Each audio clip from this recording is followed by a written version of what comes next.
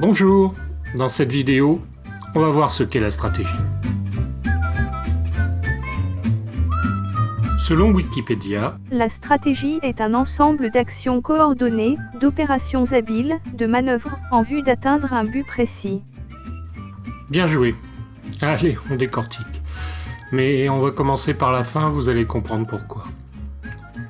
Atteindre un but précis.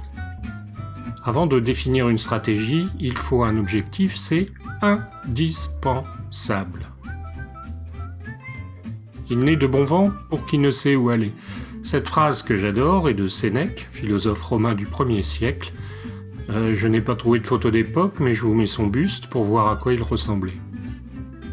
En dehors des propos de cette vidéo, je vous engage à lire ses ouvrages, ils sont riches d'enseignements. De plus, cet objectif doit être précis. Dire « je veux augmenter mon chiffre d'affaires » n'est pas un but précis, c'est juste une volonté.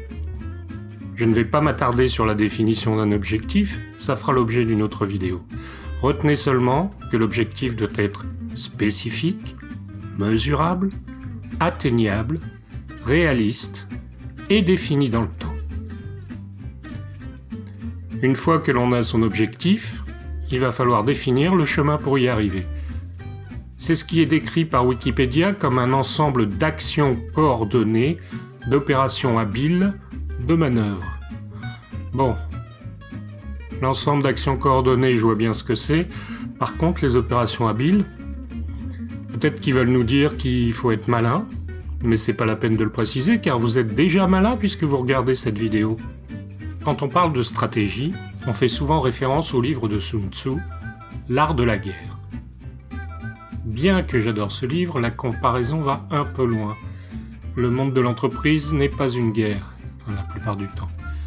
Donc autant rester pacifique, même si, parfois, on aurait envie de partir en guerre contre certains concurrents avec notre armée de collaborateurs parfaitement formés pour cet éventuel affrontement. Mais restons dans les limites du raisonnable. Même s'il peut exister des analogies avec la guerre, en termes de planification, d'objectifs, de victoire ou de défaite, la stratégie reste beaucoup plus pacifiste, et tant mieux. Une distinction importante qu'il me faut éclaircir, c'est la différence entre stratégie et tactique. La stratégie se base sur du long terme, alors que la tactique s'applique à une situation immédiate qui va permettre de répondre à un problème à court terme. L'ensemble des tactiques entre dans la stratégie et va permettre d'atteindre l'objectif que l'on s'est fixé. La stratégie moderne est apparue dans les années 60 avec Edith Penrose qui en a créé les bases en 1959 et Alfred Chandler qui l'a contextualisée à l'entreprise en 1962 dans son livre Strategy and Structure, Chapters in the History of the Industrial Enterprise. Depuis, bien entendu, la stratégie a beaucoup évolué. De nouvelles méthodes, de nouveaux outils sont venus renforcer les boîtes à outils des spécialistes et continuent d'évoluer chaque jour.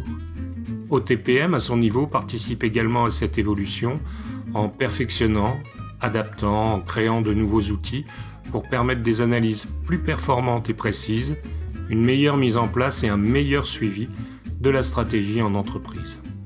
La stratégie est indispensable pour une entreprise pour permettre un développement sûr et maîtrisé. Dans cette série de vidéos, je traiterai de la stratégie d'entreprise et si je parle de stratégie marketing ou communication par exemple, ce sera toujours dans le cadre de la stratégie globale de l'entreprise. J'aborderai des principes généraux, comme la démarche stratégique ou le positionnement marché, entre autres, mais nous verrons également un ensemble d'outils de la stratégie comme le SWOT ou la matrice BCG, par exemple. Si vous avez des questions, des précisions, des renseignements, je vous répondrai avec grand plaisir, alors n'hésitez pas.